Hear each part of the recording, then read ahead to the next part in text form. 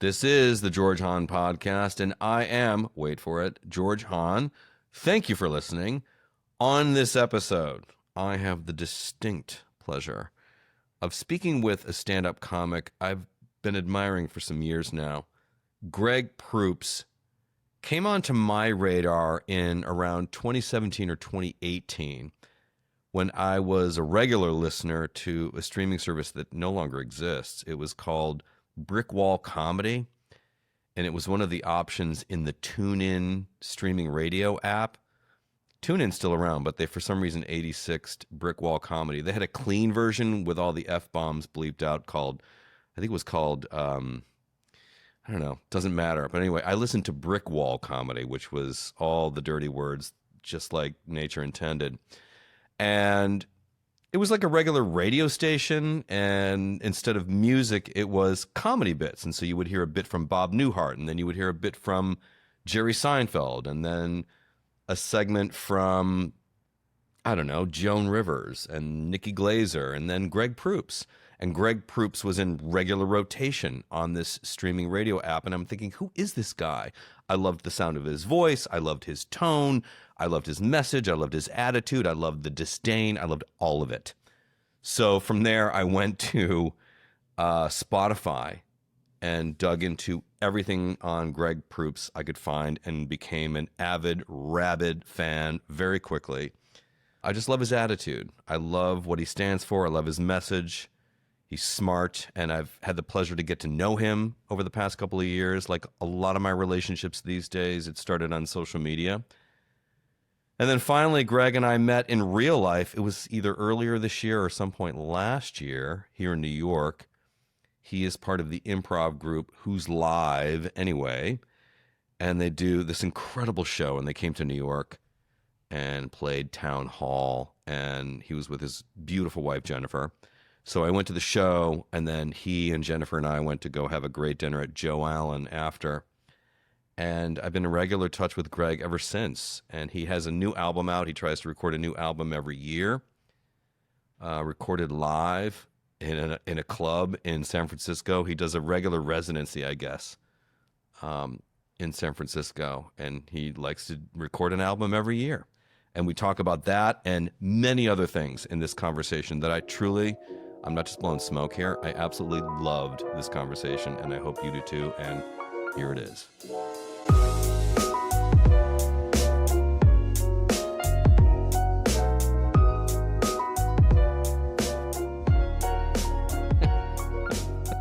And again, I mean, we got this on an earlier take, but I do love the 5, 4, 3 countdown because it always takes me back to the brilliant film that is Tootsie. Was it Mike Nichols?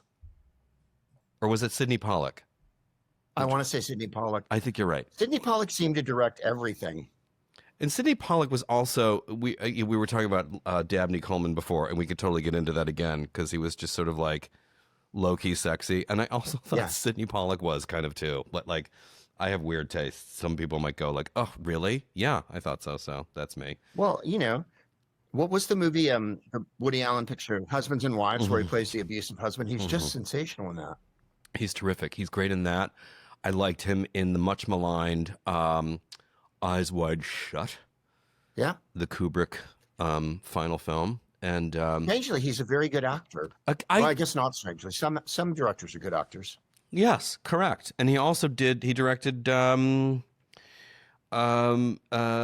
Days of the Condor. He did, which is, Jennifer and I have this argument or conversation all the time. We just showed Network, and that's Sidney Lumet. But 3 Days of the Condor is totally a Sidney Lumet movie, but directed by Sidney Pollack. 1,000%. Thank you for saying that. I've never heard anyone articulate that.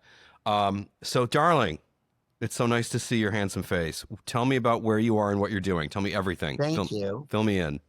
We're in Atlanta, Georgia, and we're with the Who's Line group, which is called Who's Live Anyway. See what we did. I see. And we played Buckhead last night, which is a very posh neighborhood in Atlanta. And it went very well indeed. It's me, Ryan Stiles, Gary Anthony Williams, Jeff Davis, Joel Murray, yes, Bill's brother, and Laura Hall is our musical director. Now, you saw the show in New York, so Loved you know it. that we do like what we do on Who's Not on TV, but with actual humor. Um, a lot of people don't like improv, or it's an acquired taste that they never acquire. And I understand why. An English person said to me once, improv, I see, why not prepare something funny? And my other favorite one was one of the guys in the cast said his neighbor watched the show and he went, "What did you think of the show?" And the neighbor went, "It's just a bunch of assholes playing charades." Wow. Wow. Which is hard to argue. That's sweet. Bit of a bullseye, that one. Interestingly, though, like I have friends who came out of improv. I went to school with Amy Poehler, and she was a Second City kid. Oh, my God. And then she was one of the co-founders of Upright Citizens. Sure. And then I had friends who went into that. And then there's the one kid. So Amy's a success story. Tina Fey out of that kind of scene. And were the Groundlings improvs, or was that sketch, or both? Both. Okay. I think they kind of came out of improv, but they also very, very sketch. Right. A lot of talent comes out of it, but I understand why people. I've seen many improv shows, some of them good, some of them wretched. So yeah, it can be excruciating. It's a tricky art form, but you guys knock it out of the park. I had such a fun time seeing you guys. Well, thank you. I think part of it is like, I don't know that you want to explore the form while you're doing it as much as sort of get to the jokes. And that's sort of always been our philosophy. We kind of find the joke and kill it. And it's certainly what the TV show is about. And then people say to me, "Is it really improvised on TV?" And it's like, yeah, the only thing we know what we're going to do on TV is where we're going to stand. So we do a camera block and what games we're going to play. But as far as what we say and what we do, that's not, nothing's planned. Because people go, "How can you do it?" And it's like, if you're clever and done it 1,000 years, you can do it. Mm-hmm. I don't ask doctors or bassoon players how they can perform their miracle. Nor should you. How many shows a year are you doing, you guys? Oh, honey, like 100? Oh, God. We have 85 booked for next year. Good Lord. Yep. We work hard. And then you do your stand-up. I do stand-up. I'm going to San Francisco for New Year's. I'll be at the Punchline, and I'm going to make another album while we're there. I try to make one every year because my idol was George Carlin, George, and he, between 60 and 70, did a whole hour news special every year. And I'm 66.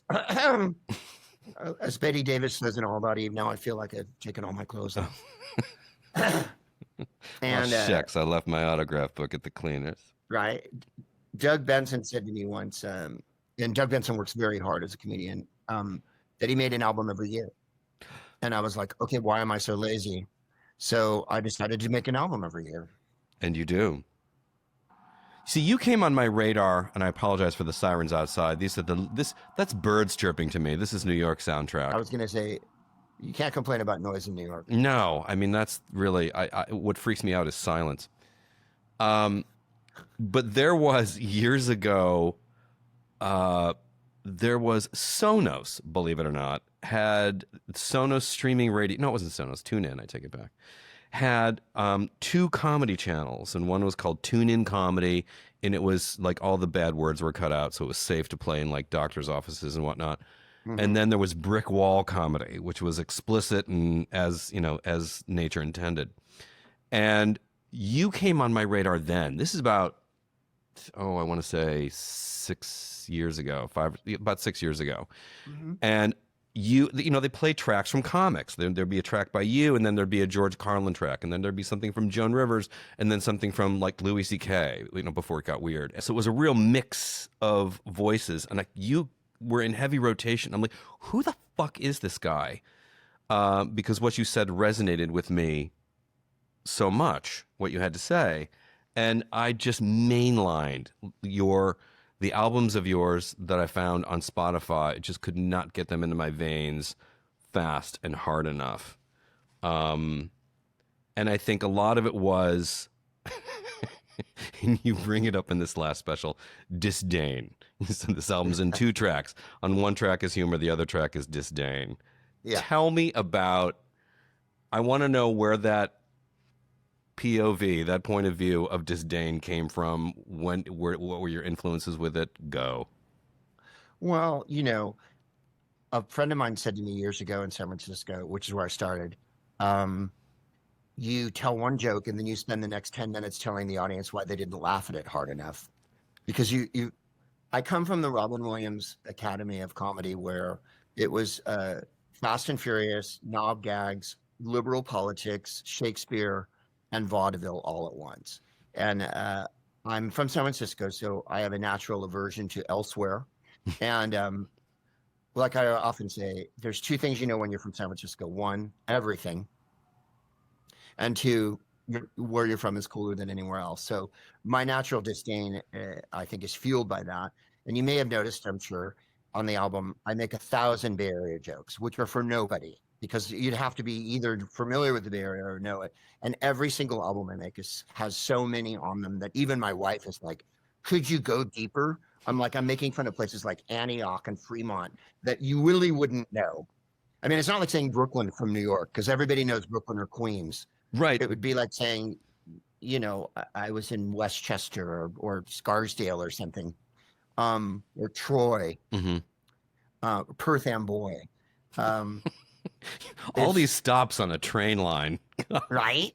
So my natural disdain, it comes from that. And also the fact that I've always felt that you need to aim upward all the time. H.L. Mencken, the great journalist and anti-Semite, said, never, play down to the public. And I always feel like if there's enough context, they'll understand what I'm saying. Do I provide the context always? No. But Jennifer keeps me on the straight and narrow, my wife, because she'll say, I'll go, this isn't working, this giant political point that I'm making. And she'll go, have you tried doing a funny voice? So when it all goes to hell and satire fails, then it's time to do a hilarious redneck or an urbane idiot or some one of those voices.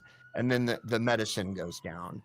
But I just always felt like being snotty is come naturally to me, really. Although I'm not a snotty person, you know me, and you're not, which is hilarious. You're a sweetheart and a teddy bear, which I adore. Those under me, and yes. I try to be terribly nice to people who are below me. I feel blessed to have basked in that shade. Thank you. And I mean shade, because wow. Yeah. I think that you have to have a point of view, and the thing that I always loved about stand-up comics is when they didn't ask me to like them. Mm-hmm. I like Richard Pryor, Lily Tomlin, George Carlin, whoever. And I'm going back because I'm old. Mm-hmm. But the uncompromising, I really don't like a lot of seduction from stand-up comics. I don't like the, gosh, we're all in this together. It's like, I really want to hear your opinion, and I want you to take me somewhere. And intellectually, I'm ready to do that. And I often say to the crowd, you can disagree with what I say and still laugh at it. It's called being sophisticated. And that's where I'm coming from. Those were all the comics. I grew up around the same comics. I'm just only a little younger than you. And yeah, Lily Tomlin, Richard Pryor. My dad had, there were the comics who were on The Tonight Show. That's how I knew about Joan Rivers and Richard Pryor and Don Rickles and God, I witnessed, it was my generation witnessing firsthand the rise of Eddie Murphy, which was meteoric. I just watched that Netflix documentary. How is that? It's okay. I mean, it's a real stroking. It doesn't go into certain things that you kind of thought it would, if it were going to be totally objective. But I learned a lot about Eddie, but also just how fast he was the first. Richard Pryor was the first black guy, let's say, to do a lot of stuff, but Eddie took it to a whole another level and never got into the drugs, which I think probably saved him. But I really kind of forgot all the things he kind of did. Didn't nail all of them necessarily, but wow. Anyway, that's what I grew up with. Enormously talented. Incredibly talented. Charisma. Also, and this is a weird point, George, but something that stand-up comics certainly think about. Most comics aren't funny when they're young. They get to be funny when they're about 30 33, 35. Eddie Murphy was funny when he was a teenager, and that's an incredible thing. And he went to the University of Saturday Night Live. Yeah. And I remember I auditioned for Saturday Night Live 100 years ago, and I was 31, and I was told I was too old. And I said to the person auditioning me, who was a very nice woman, Pam Thomas said, "You're too old." And I said, "Well, what about young people don't have chops?" And she went, "We teach them chops." Interesting. What, mind you, this was 1963, so this was right after this. That was the week it was, and me and Phyllis Newman were hanging out back when everybody else was wearing suits. Still, yeah, right. We had to wear a suit on TV. So when you're a teenager and up to what happens to a comic between the ages of nothing and 30 that makes them funnier, more effective, better? Life? Hard Knocks? Yes. Yeah. And in my generation, it was doing stand-up every single night. Yeah.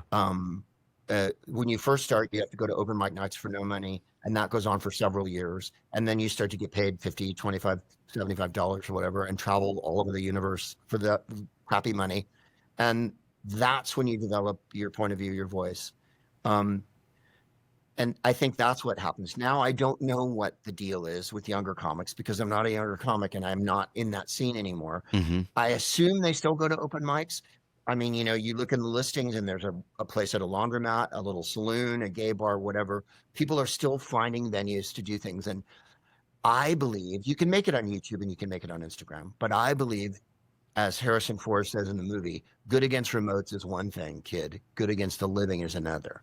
And you've got to be in a room with every performer that you've ever known. And George, you're a performer. Mm-hmm. When you can do it in front of people, you get the instant feedback and there's no fudging it and there's no bullshitting it. And there's no better high. You know what? I love a lot of likes on an Instagram post, but there is nothing like, and I'm not a stand-up comedian. I'm a funny person. I'm not a stand-up comic. There's a difference, as you know. And I love when I am asked to do something and I feel like I'm in like a confident sort of stride, as it were. And you know this like a million times over. There is nothing like getting an in-person laugh. It gets you high. There isn't. Yeah. It's like heroin. I got my first taste in college. I did my first play, or it was my second play actually, and a George Bernard Shaw play. Talk about disdain for society. That voice, good God.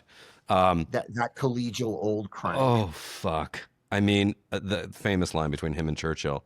Here's a ticket. Here are 2 tickets to the first opening night of my play. Bring a friend if you have one. And then Churchill sends them back and says, I'd rather have plays for the second night if there is one. I mean, that's the kind of wit that we need in life, right? More of that, please. So in that moment, I got my first laugh with one of his plays, and it was just like, oh, okay, that's what this is about. This is why people go into this and why they like it so much. Yeah, for sure. And it's a certain kind of fool, as they say, that wants that. I mean, my wife's not a performer. You met her, but I mean, she does do the podcast with me, and she's a very witty person and been around performers her whole life, and she helps me, do comedy. But she's always like, "You guys are just pathetic dogs. You're sad." She didn't say dogs, but I mean, performers live on the interaction with the audience, like a sponge lives at the bottom of the ocean and sucks up all the. We were watching All About Eve, or I forced her to, for the millionth time a couple of weeks ago. And there's that insane scene where Eve goes, they ask her why she loves performing so much. And she goes, "It's like waves of love coming from the audience. Finally, you belong." And I know that's a really, stressed way to put it, but it's true. Yeah. When we're taking a bow every night, and in the beginning of the show, when I introduce everybody, I try to make time stand still sometimes because everything's ephemeral and we won't be here forever and it doesn't go on till the end of time. And I want to feel it. Mm-hmm. I just did a show at the Hollywood Bowl with Danny Elfman, the Nightmare Before composer? Christmas. And the reason I bring this up is because of what you just said. it's the live movie, and we sing to it. And Danny sings Jack, and we had fantastically this year Janelle Monáe sang Sally, Wow. which was astonishing. Mm-hmm. Keith, David did Oogie Boogie, Mm-hmm. and Ricky Lindholm and John Stamos did Lock and Shock, right? So we had all these stars in it. And then I was in the movie. I was 7 years old when we made the movie back in 1992. And I'm in this chorus with all the monsters. We're the people, the citizens of Halloween Town. And I hope I'm not talking out of school, but anyway, during rehearsal, it was freezing. And one of them said we should go off stage and then not come back on. And I gave a little speech the next night, and I said, look, our conductor's this age, Danny's this age, I'm this age. I go, do you really think that you will be on stage at the Hollywood Bowl over and over again forever? The idea of leaving the stage when you don't have to, instead of being out there and being part of the show, and everybody folded. And then some of them came up to me afterward and went, I needed to hear that. And I said, this is not forever. Nothing's written in stone. You have to live your life. You have to feel what you're doing while you're up there.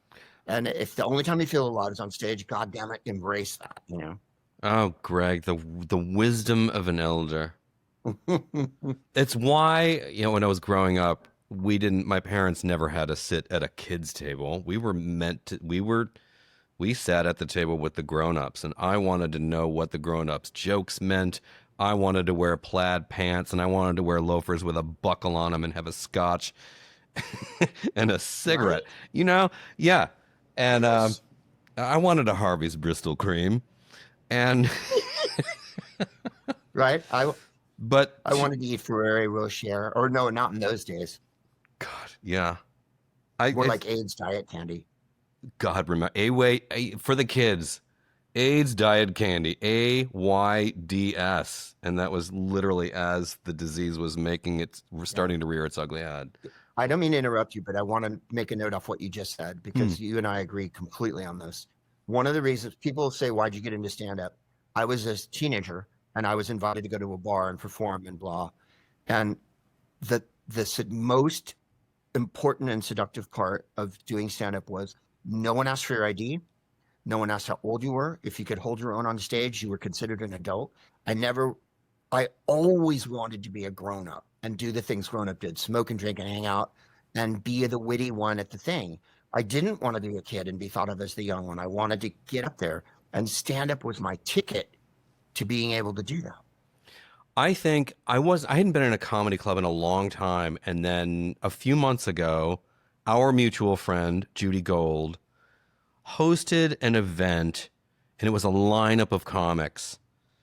I went with my friend Andy Ostroy, and Andy and I sat there and watched this. I think I knew maybe three. Well, we ultimately ended up knowing more of the names because there were two surprise performers that the audience was not counting on. First, Jim Gaffigan, and then the night ended with Bill Burr. He was on Broadway still at the time doing Glengarry, and it was the end of his show, and he just came down and threw us 15 minutes of what the fuck, and we all just kind of died. It was incredible. But anyway, as pertaining to what you're speaking of, being in that audience, and I don't know if like the youngs, because they're so aggressively online and virtual, I really wish for the young ones to get out and have that experience, and for guys trying to get some game, young ones, like, watch some comments, pick up a few lines, because there's nothing sexier than a joke in your pocket. You know, funny as money. You want to kiss a girl, make her laugh. My friend Scott always says, like, you got to make a girl laugh. You know, she's like, I'm laughing, I'm naked. And it's so true. It is so true. Funny is sexy. So and people don't think that. They think you have to be good looking or built or whatever. It's like, have a personality, and having a personality means being funny. Yeah. It doesn't mean you just talk about yourself, which of course I would do anyway. We are men, Greg. Yeah, well. Speaking of Masters of the Universe and men, you talk about a lot, or I think in this show, it's not just in this show. What do you say to people who say, what is your thing with white people? I know what it is, but I want to hear you say it. Well, it's something white people ask. Yeah. Um, I'm a white person, so I feel like I have to use my platform because I'm heard, however small the audience, and people will listen to me because I am a white guy. So I want to amplify people who aren't white guys. Mhm. And my problem with white people is the reason why we're here in this terrible state that we're in, that's happening behind us, is white people. There's really not a lot of other reasons. I don't want to hear that, oh, Latin people voted for him more, or, an Asian woman got mad and voted for him or whatever. Mhm. White people made this, white people invented this, white people support it, and the dominant paradigm is run by white people. So as long as that's true, comedically, I have a duty to lacerate it. I don't have a duty to uphold it. I don't have a duty to pay fealty to it. I don't have a duty to be obedient to my white brothers. I actually used the word brothers. I don't know if that's a word. Mhm. I feel like I have to take white people apart because, and I'm sure this drives you crazy too, George. You live in Manhattan. Mhm. Like, you'll talk about something that's happening in politics, and a white person will go, God, I didn't know that. Or I didn't hear that. Or I heard I heard Kamala didn't like people who smoke dope or something. And you're like, where are you getting your information? It's such a You comfortable have snow globe, isn't it? a magic machine that Mhm. has all of the information in the world in it. And you spend none of your time researching. You're just oh, look, there goes Jupiter, there goes Mars. Everything revolves around me. And I really get tired of that. And white straight guys, of which I am one, but I make no case for it, George. White straight guys game and gamble, watch pornography, and think about themselves and their dick. And I don't really see that improving. I mean, and if you disagree with me and you're watching George's show, which I'm sure you wouldn't disagree with me because you're watching George's show, but if you were disagreeing, look who is running the country. Mhm. Am I wrong? I always All they think about is their dick. All they think about is power. All they think about is themselves. I mean, I'm talking about Bovino and Hesketh and Duffy and Christy Name. Christy Name is a handmaiden to the patriarchy. So your white people nicknames are really give me a delicious. fucking pain in the ass Yeah. because, one, they're Nazis, and two, they really don't think about anything or even get behind the smallest fact of why they could. They don't understand that we brought in slaves, or we enslaved people, brought them over, had them build the country, which is why we're the giant economic powerhouse we are. There's not another reason. There isn't a reason because everybody works so hard and pull themselves up by their bootstraps.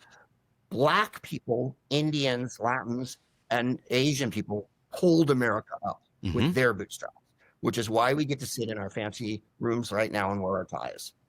So if you don't understand that and you're going to argue with me about that, then we can't go any further because I know the truth and you're a fucking asshole. And scene. Question? But I mean, people get mad at me. White people Of get course really they mad. do because I've they had feel people say that. attacked. Yeah. They say I'm an anti-white comic. And it's like, I'm not Mm-mm. anti-white, I'm anti-fascism. Yeah. When 60% of white men vote for fascism over and over and over again, what am I to think? Mhm. If it was 30% and 70% of white men voted for Kamala, then I would get off your dick. I say all the time, and I remind a friend of mine how white people, more specifically white men, even more specifically straight white men, have no natural predators. You don't feel like they don't feel a threat anywhere. You can walk down any street and hold hands with your wife, your girlfriend, your mistress, and no one's going to bat an eye. I only got 2 out of 3 in the top of the ladder lottery. Right. And even I, as a white man who is not heterosexual, am not comfortable for my own personal safety holding hands with a mate going down certain streets in certain cities. Not even Cleveland, where I'm from. Downtown Cleveland, I wouldn't feel too hot doing it. So you have this group of men that you're talking about who don't understand what it's like to struggle or feel threatened or have to fight merely for one's own self-preservation and not their financial preservation. So there's that. And now we're caught up in this weird bit. You've said it in your show about these men of Silicon Valley and billionaires and leaders of business and tech who are intoxicated on their own self-diagnosed awesomeness, and we are living in their revenge because we didn't laugh at their fucking jokes. Yeah. And you often say it. We're in the age of mediocre guys who are, as you would put it, bad cock. And they really I've don't done the get it. research, Greg. Yeah, you've done the research. They really don't get it. And they don't even think about it. It doesn't occur to them. Right. And that's where my problem begins and why I can't stop raging about it as a comedian, because until white people get the message that they need to participate in society, and by participating in society, it means acknowledging other people's agency and existence Mm-hmm.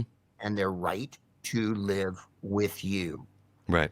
You said white guys feel comfortable. White men will wear a gun, like I'm in Georgia, Mm-hmm. and there's signs on all the venues and everywhere you go in Georgia, no firearms. But that means white guys are carrying firearms, and then they have to be reminded by a sign before they go into a theater to see a comedy show to take their firearm out and put it in the glove box of their car. But they feel absolutely comfortable walking into a little league game or a church with a firearm. Right. And I used to say in my act, when has someone wearing a gun not made everyone feel safer? I mean, it's upsetting. It's so upsetting to see people who aren't police officers or army people wearing firearms. Right. It's horrible. I had the same culture shock in Cleveland, and I would go into buildings, and there was a little sign in the window, no firearms. So I think, oh, I guess you have to say that here because it's a red state, in a gun state. Like, oh, wow, okay, because it's a little different in New York. Now, I am amused when someone tells me I live in a liberal snow globe. It's like, hold on a second. Yeah. I live in a city and you live in a city where I can walk a city block. I can hear about 7 different languages and see people from a melange of backgrounds, educations, religions, cuisines, manner of dress, gender identity. Tell me about where you're from. You know what I mean? I'm not in a snow globe. I'm in the anti-snow globe. This is the first album, as far as I can recall, you talk about your family. How many siblings do you have? That was a toughie for me. I don't really talk about my family much. And, you know, like every white person, I have problematic people in my family that I disagree with. And the question is, do you make fun of it or do you not? You know? And this time I decided to just be really frank about it. And because, you know, they of course I love them, you know, but at the same time, I disagree with them violently. Mm-hmm. And one of the big issues in the United States, of course, is you go home for, as so often mentioned on social media, white people will go home for Thanksgiving. I don't, because I don't have a home. But they'll go home for Thanksgiving and consort with the very people who are voting against their interests. And then they don't call them on anything because they don't want to get in a hassle or whatever. Mm-hmm. And that's where the big problem lies.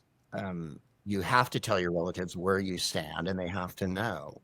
And of course, like everybody else do, one half of my family, wildly liberal, the other half, redneck as shit. And, you know, it's just the way it is. And this is the way America is. And you grew up on the peninsula? I learn about these places from your act. South of San Francisco, Yes. which is a very liberal enclave. At my school, Jennifer Granholm went to my school. She was the Secretary of Energy under Biden, Mm-hmm. and she was the governor of Michigan and the Attorney General of Michigan for 16 years. And she was the prom queen of our high school, and she was gorgeous. She still is, and had a big Farrah Fawcett hairdo. This was the 70s. Oh, yes. And wasn't particularly, you know, being an intellectual blonde girl is a very difficult gig. Then she matriculated at Berkeley and other law schools and became Attorney General of Michigan. And she's had a fabulous career as a politician. And I said to my wife once, isn't it funny that all the kids from my school are so liberal? And she went, no, you're from the Bay Area. You're not from, you know, fucking Jackson, Mississippi or whatever. Like, so Cleveland. Cleveland. You're not from Cleveland. No. No, honey. I mean, Cleveland has the most bizarre assortment of politicians. Dennis Kucinich. Our mayor.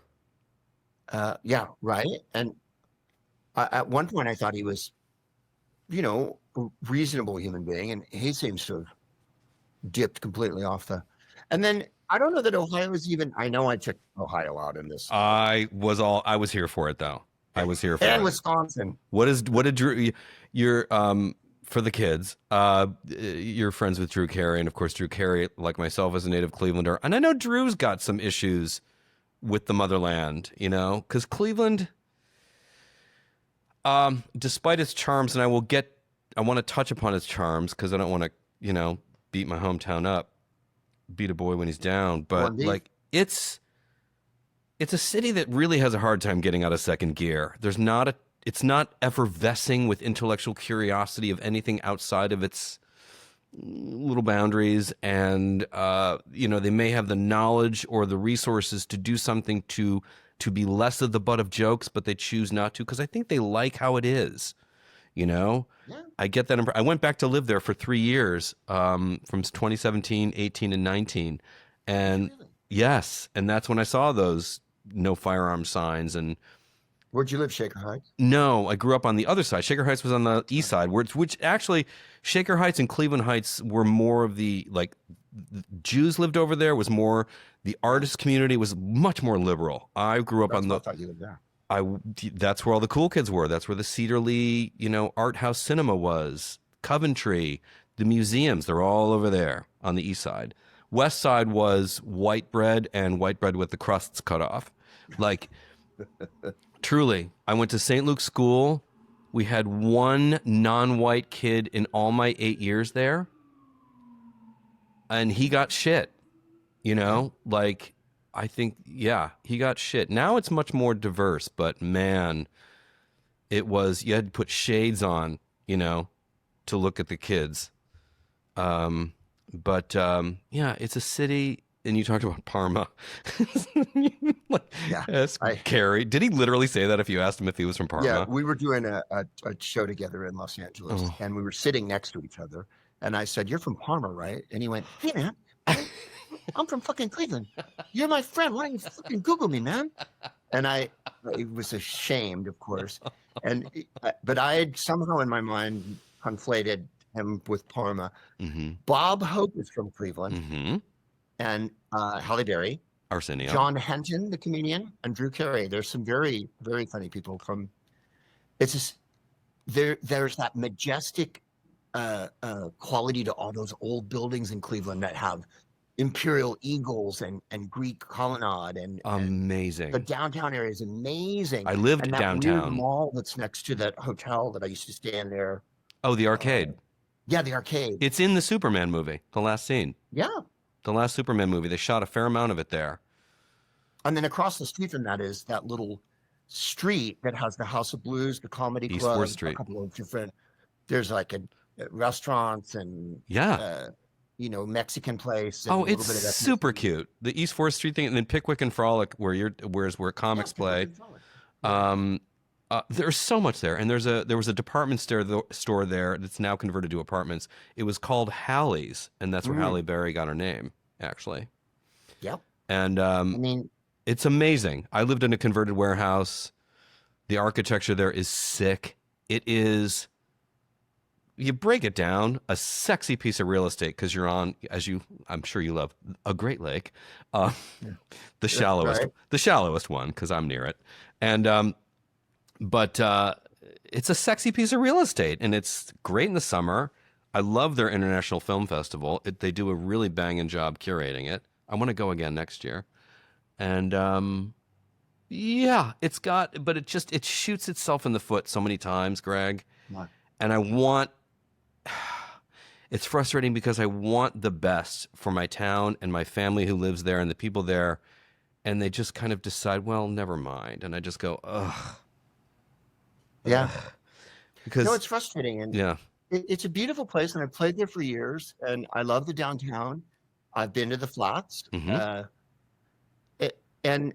I love the outdoor falafel stands, and totally. I've had the best time there so many times. And then when we drive through rural Ohio, there's more police blue line flags and Confederate flags than there are in the South. Mm-hmm. Oh, And yeah. that really, I pointed out to the guys in the group, and they're like, what? We'll park in the middle of somewhere in the middle of rural Ohio. And I'm like, I'm edgy here. There's an inferiority complex in Cleveland, the Midwest. I think like the name Rust Belt. Oh, let's use something that conveys decay. That sounds. What the fuck are you doing? Yeah. Let's call ourselves the Rust Belt. People will like it. Let's go to the plaza. What the fuck? Yes, what you say, it's all true. It's all true. Well, I mean, I have to make fun of it. And, you know, I've watched Ohio go from, first of all, they said you had to win Ohio to win the presidency, and Biden didn't, and he won the presidency. And then you've watched Ohio go from sort of reliably purple to kind of red. And yet, Akron, Cleveland, Cincy, so not red. Where the majors, if you look at Cleveland, it looks like Acne, and where the zits are the bigger cities: Cleveland, Cincinnati, Columbus, Akron. The further you get out from a metropolis, the further you get out from learning how other people think, the weirder it gets. The pinker it gets, the redder it gets, the weirder it gets. I know what I was going to say. You live and I live in cities that don't have an inferiority complex. No, LA thinks the world of itself. Same with, even Boston does. Try to tell an Irish kid from Southie, try to talk shit around Boston and he will fucking cut you. But like, yeah. But Cleveland, there's always that sort of, well, we're just from Cleveland. I go, stop that. Stop it. Spine it kind up. of does have an inferiority complex. Yeah. But like you say, if you kind of shoot themselves in the foot a little bit, I mean, electing J.D. Vance was a real awful thing. And then elevating him to where he is now.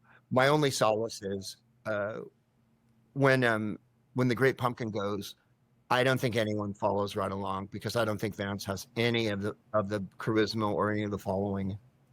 No, he's the star. There's no star on the bench.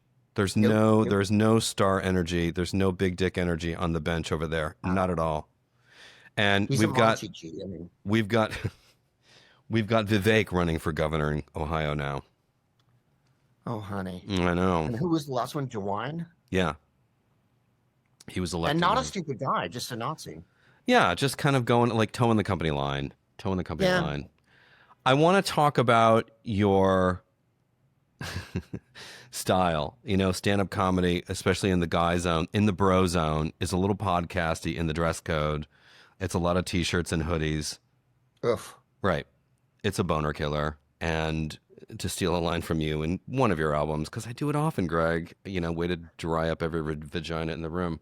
But even Louis C.K. in the last few shows before the moment, he started showing up on stage in suit and tie, doing a Seinfeld thing, dress code wise. But you've always been in that mode, as far as I know. What informed that? Well, I wore skull shirts and leather jackets and shit like that, the jean jackets, whatnot. And until I was about 30 something, and I was in the airport in Los Angeles, and I was wearing a leather jacket, shorts with skulls on them, and gigantic tennis shoes. And I saw a guy 20 years older than me wearing the same outfit. And he looked like he might have been a roadie or something. And it was literally at that moment, George, that I went, I am no longer wearing shorts in public. I am no longer wearing big fat tennis shoes. I'm no longer wearing skull shirts. On stage, I am going to wear a suit and tie and look like a grown up. And also it improved it's my armor. Like people go, aren't you uncomfortable in a suit and tie? No. Not when it's tailored well. No, I feel like it's the power comes from one, the audience thinks of you as an adult. You're a grown up immediately. And they listen to you. And two, it makes me feel, more powerful, like, because I feel well dressed and well appointed. And I think overdressed is being dressed.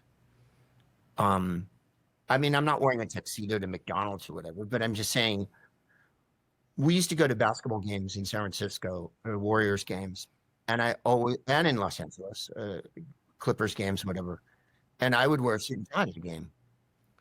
And when I went with my friends, I'd say, "There's a dress code for tonight, man. Like, you want to look hip." Yeah. And there's just it gives you a feeling of confidence that you don't get. Also, like, George, I go on these other guys' podcasts and comedy shows and shit, and they're wearing a backward baseball cap. Bruh. They got a Hello Kitty backpack. Bruh. They got shorts on, and they're 45, they're 50, they're 30, whatever. And it's like, you really need at a certain point to, and not that I think everyone should wear a uniform. It's not 1963 or whatever, but I do feel like men, and I'm sure you follow Derek Guy on social media. Yeah. I love Derek. Genius. Oh, he's so good. Right. Glenn O'Brien's gone. Glenn O'Brien was amazing. I read his book once. I reread it every year. Right. For our friends out there, and for the youngs, as you call them, Derek Guy is an Asian man with the most acute sense of style and taste on social media. And he ranks on all the Republicans in the way they dress like they're going to a Christian barn dance in the 70s or whatever. And I used to do a joke where I go, I'd be a Christian, I really would, but I just can't wear those awful clothes. And I have to have a good haircut. I would be, if I was a Christian, I'd be like a Christian 11. As it is, I'm a straight guy like 8 or 6 or whatever. But if I was a Republican, I'd be a 9. Because they're so poorly dressed and they just look so awful. They never wear stylish glasses. They never even think about it. And I've lost my train of thought because I've made myself hysterical. But how the Republicans dress and how badly. I mean, I look at Derek the ones who try, Derek Guy, even the ones who try and the ones who think they're crushing it, like Hegseth, like Keg's Breath, and Mike Johnson, or who was the dickhead, Marjorie Taylor Greene's boyfriend or husband, who got on what's his name's ass for not wearing a suit to the Oval Office? Yeah, Zelensky. Thank you. And Prime Minister Zelensky. Oh my God. Right. These fucking guys. And by the way, Zelensky's in a war zone. Thank you.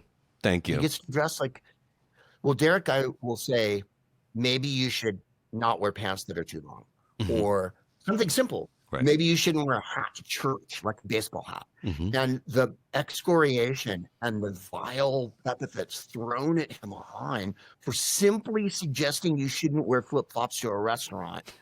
It's insane how much men will defend their right to be a pig. Yeah. And it drives me. Rickles said something years ago, which was, someone said, what did the crowds when you started out? He said, they dressed up. And he goes to Rickles, now how do they dress? And Rickles goes, they come to the show in their underwear. Yeah. Which is why I did that whole bit about the world's worst dressed crowd is Green Bay, Wisconsin. Because literally men and women, young and old, all wear Green Bay Packers hoodies, Green Bay Packers hats. And that's it. And sweatpants to a theater. Everywhere. Right? I think one of the funniest things Bill Maher ever said, in my opinion, it was a new rule on Real Time a bunch of years ago, and he went off on Crocs. And it was like, stop wearing plastic shoes, like wearing clothes that we can hose down. He said, at this rate, Americans are not going to be happy until they can go to the mall in a diaper. Oh, no kidding, man. And he was right. It was a well-written joke. And yeah, if you work in a kitchen, Crocs are fine. Yeah, or a garden. I used to do a joke about flip-flops for 100 years, and everybody would get really mad at me. I'd say there's 2 times you could wear flip-flops. If you're 4 and never. And you had the same joke about white pants. Well, I did the same joke. You remembered it. I did, which I love. Men wear flip-flops in public, and it's gross. If you're at the beach, hooray. Exquisite. But if you're in, like, walking, also, dude, you live in New York. When you see people wearing flip-flops in Manhattan. Have they never heard of Subway juice? Like, I lived in London, and when you'd get off the tube in London, your nose would be full of black stuff. And like the streets of London are not a place to touch. And New York City, the same way. You need to wear boots, or really hard-soled shoes that keep you away from the dead rat exorcist. New York City, a sidewalk has never seen my toes. Never will. In fact, I can't even wear, Greg, unless I am literally making a beeline to the gym, or I am on my bicycle, going around Central Park. You'll never see me in sneakers. Oh no. I can't do it. And I love, who was it? I think it was Tom Ford who had this rule that I really appreciated because it articulated what I had always felt, which is that shorts are fine if you're at a beach, a swimming pool, or out in the country in the summer, but in the city, never. And I can't bring unless I'm, riding my bicycle for exercise around Central Park, but I cannot bring myself to wear shorts in the city. I cannot do it. Nope, I can't do it. And men, there's men I'm very close to that will insist upon wearing shorts and tennis shoes. And I think, do you know that you're dressed? There was an article in, I want to say the Times in London years ago, and they were talking about Chris Evans, that radio personality in London, and how he's a 60-year-old millionaire who dresses like a child. With shorts and tennis shoes and the puffy this and puffy that. It's like, why don't you grow up? Yeah. I like to see men look like Idris Elba or, have some style. If you're going to do rock and roll, I get it. If you're Lenny Kravitz is going to wear leather pants to Buc-ee's. You know what I mean? Like Lenny Kravitz can wear leather pants when he's 70. He's Lenny fucking Kravitz. And I think Right. for people trying to, assume you're not Lenny Kravitz. right. And I know I like my also, life. Jennifer, my wife, is She's such a very cutie. fashionable and well dressed, and she would never leave the house without hair and makeup. She would never. I mean, unless she's going to the gym, then she would wear gym clothes. But she's not going to wear gym clothes to the grocery store or whatever. And it's burned into. Years ago, we were sitting at home watching a Frank Sinatra special from the '60s. As one I had to does. do this- Yeah, as one does. It was the one with Johnny Carson hosting. You remember that it was like a closed circuit thing, and they put it out, and it was Sammy and Dean and Frank. Anyway, I had to go do a set that night, and I wasn't shaved and I wasn't dressed. And I said, I really don't feel like dressing up. I'm thinking about just throwing on a thing. And my wife turned to me and went, what would Frank do? And I went, he would shave, put on cologne, and put on a tie. Wow. She's got your number. Yep. And so from then on, I was like spanked into submission. Joan Rivers she always looked famous. She was always like, this is part of the job. Yes. It's so funny you say that because I was talking to Laura, our musical director, the other day, and we were talking about Joan, and I said, we used to play this casino in Alberta, and it had a precipitous staircase, like on a submarine, that you went to the stage on. And I said, Joan often played there, and she wore Chanel Couture on stage, Chanel Couture. And the idea of her climbing up this fucking, she was sunny, and just all balls in this fucking fuck off. And I loved her for that. I love that she always dressed up. And I did a few bar gigs with her, this and that. I saw her different things. Her and Jennifer once met and like rubbed their shoes together because they were both wearing Miu Miu or whatever. And so, yeah, it is part of the job. Part of the job is looking like something. Yeah, look like something. I said I reread Glenn O'Brien's book about once a year, and then I also look at every couple of years, I guess, maybe the Joan Rivers, that documentary on her, a piece of work, because it is such a testament to discipline, commitment. You keep going no matter what. Your husband killed himself, you get back up, you dust yourself off. He left you broken in debt, you dust yourself off, you keep going, you keep moving forward. It's 2 a.m., you are rolling your own bag into the hotel, and you're 70 what? You keep going. Like, yes, you're sitting on the bathroom floor writing jokes about vagina farts with a Sharpie on like giant cards. Yeah, this is the job. And when you leave the house, you look amazing. No, she was everything. And I got to work with her for a couple of years, and I just worshiped her, and her work ethic was ridiculous. The night before she passed away, she did a set in New York. I came home and listened to it back and took notes on it. Yeah. She was 81. Yeah. And I feel like if you can do that, if Joan can do it, I can do it. We can all do it. It's called, like you said, it's the job. Don't bullshit me, and don't think there's some sort of shortcut or some. There was a book, and I can't remember which one it was, and it was after Edgar had killed himself, and someone saw her in New York, and she was at a real low point. And nobody remembers this because she had such a glorious last 20 years of insane television fame, and at one point she had a reality show, a podcast, like she literally and the Home Shopping Network, which QVC, it blew amazing. her and Melissa up to the Cleveland level. Like NASCAR people loved Joan. Yeah. Like Melissa would tell me that they would go to NASCAR places and people would be screaming for this Jewish woman who went to college, who was very well educated, because she'd made her brand so personal to people. Now I've lost again. It's about. I think you're on a track about the work. With Joan, it was always about the work. It's about the work, and at the end of the day, that's all that matters. And part of the work is having. There was this great play in the 90s by Terrence McNally called Masterclass, and it was a one-woman show basically about Maria Callas. And the role was originated by this woman named Zoe Caldwell. Patti LuPone took it over. I saw Patti do it. And so did Dixie Carter.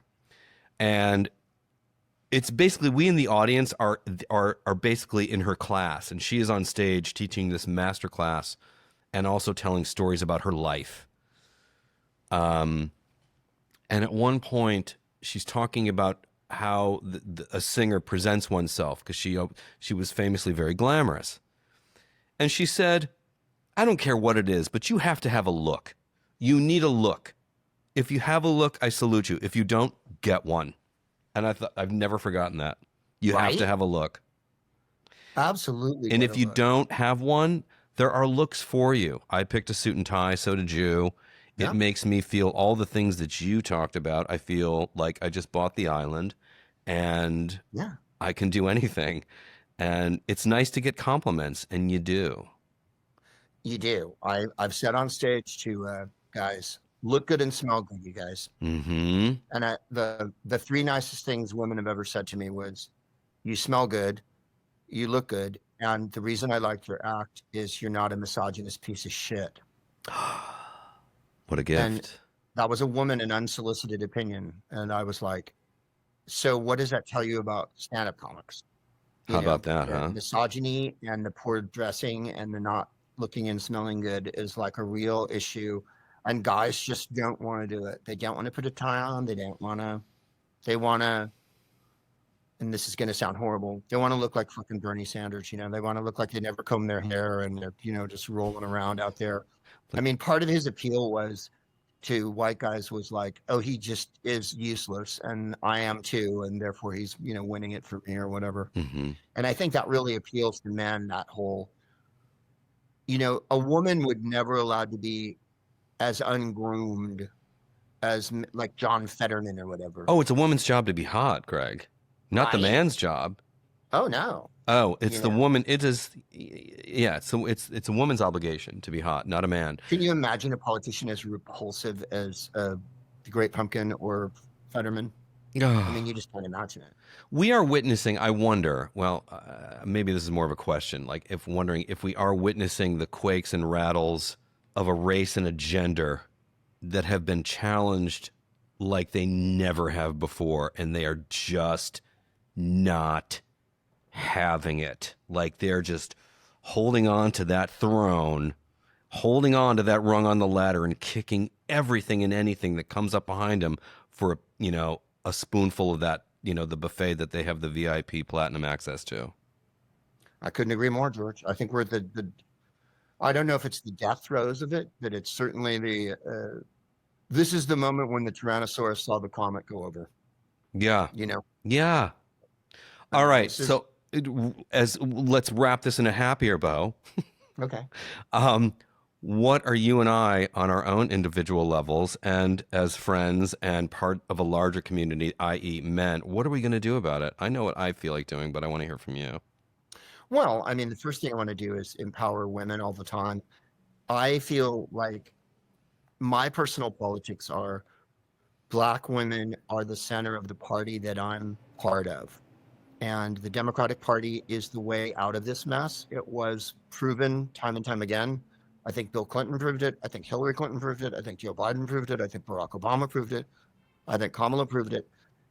When you have a Democratic group in there, rights are expanded, life gets better, the economy runs, things get done, there's food for children, and like that. Mm-hmm. And I think the heart of the party that I belong to, that I believe in, is Black women. And so I'm really on that tack of supporting that, being part of that. The mayor of the town that I live in, Karen Doss, has done an insanely good job considering the unbelievable bullshit she's been up against. A much better job than all the men who preceded her, and I've lived in LA for 20 years.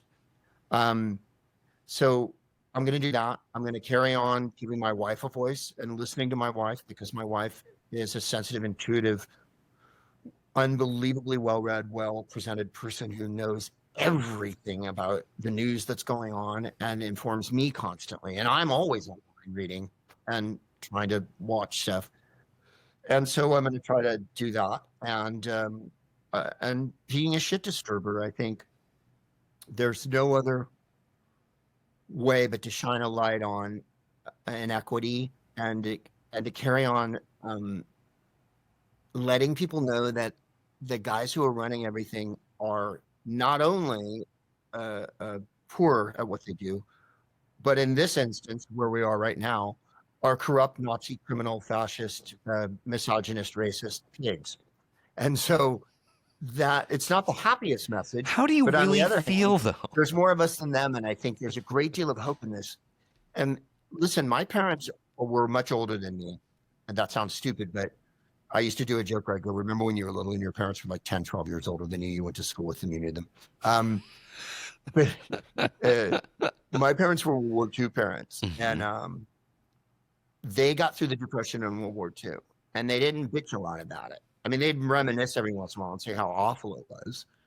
But my father was a Jew in the Coast Guard in World War II. So when I hear this anti-Semitic bullshit, it really drives me crazy, because he went to fight the Nazis. And, you know, what's in it for everybody? So I've trying to answer your question. You may have found that digression is one of my greatest strengths. I think it's your superpower. Really stick to the point that much. So that's what I'm going to do. I'm going to carry on doing all that and being. If I sound like Jeremiah, I don't care. And the youngs can look up who Jeremiah was. Mm-hmm. He was a bullfrog, kids. I'm with you on all of that, and also, yeah, I can't. I'm learning as I get older, I suppose. Like, you can't. Like, with respect to family and friends, I mean, the people closer to you, you can't force people to think, believe, do anything. And I guess what I'm trying is to sort of, I don't know, be an example. Because I look, unlike our billionaire class, which loves to just fuck everything up, I have the gift of enough, meaning I don't have a fuck ton. I live in a humble 1-bedroom on the Upper West Side of Manhattan. I don't own anything. I have a dog. I miss my other one. Like, but at the same time, I feel pretty good. You know, if someone said to me, like, came to the future and said, dude, this is it, I'd be like, okay, great. All right. I can work with this. I don't need the yachts and, whatever. So I guess the gift of enough, kindness, be kind, help others behind you. Don't pull up the ladder behind you. Be funny. My God. To circle back to Joan. Joan said this was a Winston Churchill thing, when if you can make someone laugh, you give them a little vacation, which I think is a fabulous phrase. If you can make someone laugh, you give them a little vacation. And everybody could use a little vacation right now. So be funny, look good, work hard, do good work, and, share it with others in all the ways that you can. And, yeah, I love talking to you, Greg Proops. I love talking to you, George, and I want to say something about what you just said. You are doing it. You walk the walk, baby. First of all, I think that in this day and age, you rarely hear the words bon vivant and raconteur, but I think you are both of those things. And because you straddle so many milieus and so many groups of people that you hang out with, show people, actors, but also political types, and not just Richard Marx and Daisy Fuentes, who Oh my I'm friends with as well. God, we have to talk But about that. Yeah, go ahead. and but you're politically active. You advocate for people, and I think you do a really wonderful job in keeping it light, baby. I try. You know, I like try. you get to what's what, but it's not Sturm und Drang. You're not fucking Wagner out there. You're not dropping a volcano on me. And it's the thing I have to remember always, because Jennifer always says to me, when you're on social media, Greg, you may not want to be as Macbethish and Vincent Price out there all the time. You're a comic. Why don't you try to fucking make people laugh? You are the court jester, I my have to be dear. Yeah. reminded of it constantly. Like, you can't just rant and rave at people. You have to give them that vacation, George. Mm-hmm. Well, it occurred to me during like the latest example that I can think of personally was the Megyn Kelly thing, and I had to say, not like I had to, but I wanted to say something, and how can I make there's a joke here, so I made a couple that seemed to resonate. People seemed to appreciate it. It was funny, the joke, but at the same time, it was a serious message wearing a joke glove, if you will. I don't know how to what the fuck I'm trying to say with that, but yeah, I going back to Joan thing, I'm always looking to how do you make this funny? Where is the joke here? Because this is all really hard, and people are having a really tricky time for a myriad number of reasons. And what can I do? How can I be of service in this moment? I think you're doing what you do. You give people hope to carry on. Yeah. Everyone wants to be a good-looking gay guy who lives in Manhattan. I mean, and have the kind of friends you have, and run with the crowd you have. And I have a good time, and I love it. You kind of have this magic, almost like Holly Golightly existence without the the burden. I'm a little long in the tooth. I mean, unless there's someone is an OnlyFans for the olders, but whatevs. My OnlyFans is called the Chunkendales. Who doesn't like sweaty older man? Is the opening line. Oh God, Pat Nixon. Oh, who had a thing for Nixon and thought he was sexy was Barbara Walters. Barbara Walters thought he was sexy. Power is an aphrodisiac. Power is hot. I fucking get it. Like that's I don't give anybody a boner. Sure, I get it. Although with Trump, I don't get it. Like, ever. No, me neither. But I think he fills the. We don't have time to go into his psychology. He fills a lot of spaces for people that have gigantic, needs. Mm-hmm. Yeah. Yes. Fact. And I will close with an anecdote about Richard Marx, who just closed his sweet ass week-long residency at Cafe Carlyle. Holy shit, right? Like, talk about a perfect night out. So I went with our friend Titus Welliver, as some people may know from Bosch. And I didn't know you knew Titus. Yes. Of course you did. And so Titus and I had a little quick dinner across the street, and then we went over to Cafe Carlyle. We get seated down. I saw a couple of people I know, and so did Titus, of course, because he's like super famous. The house lights go down, and Richards comes out, and he looks great. Like, he's so trim. I mean, like, it's that vegetarian or vegan adjacent thing that he and Daisy do, and it's working. Like, he looks great. And he's wearing a tux. The jacket is open, and the bow tie is undone. And I turned to Titus, and I'm like, where's he coming from? Yeah. What did he just do that required him to, like, unloosen the bow tie? Where were you before? Because I thought this was the show. Yeah. Well, that's what always gets him about John Legend. He always has his tie undone. It's like, isn't this what you were doing? Richard also can do impressions of other singers. Oh, yeah.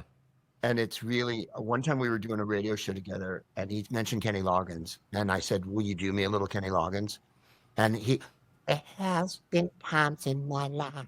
And he started doing it, and I just fucking fell over. Richard is an underappreciated genius on so many levels. I am so grateful for his friendship. And yeah, when we were in lockdown and we got to know each other on Twitter, Richard was like, he used to text me out of the blue, buddy, checking in. How you doing? Yeah. Who does that? Richard Marx He's does amazing. that. That's who does that. Yeah. Anyway, darling, I adore you. I'm so glad we got to do this, and we're going to have to do it again. Me too. Thank you very much, George, for having me on. I appreciate it. It's been too long. Indeed. And that is it for this episode of the George Hahn podcast. I hope you enjoyed that conversation at least half as much as I did. I had such a great time talking with Greg. Smart, funny, sensitive, thoughtful, articulate, all the things. I mean, he really, to me, represents the kind of funny person that everyone should aspire to be. The funny man, certainly. He's one of the good guys. And so it was a real... So when he asked me if we could have a conversation and throw it down on tape, I jumped at the chance. I was going to originally re-kickstart this podcast in January. I was just going to like sort of finish out the year doing the work that I'm doing, and I'm ending that and just take a little break and then jump back into podcasting on a regular basis for 2026. But Greg just gave me an opportunity to start earlier, and I don't know, I had a great time with him. Anyway, so more to come, not just with Greg, but with other people. So thanks again for listening. If you are interested in helping to keep this effort alive, you can go to georgehahn.com/support, where you can do a one-time contribution, or you can be a monthly sustaining member, let's call it, like they do on public radio, through my Patreon. If you do a sustaining monthly thing, also on Patreon, I do some exclusive content like live shaves and other live videos that are exclusive to paying members there. So once again, go to georgehahn.com/support and keep the effort alive. So until next time, thanks for listening. Talk soon.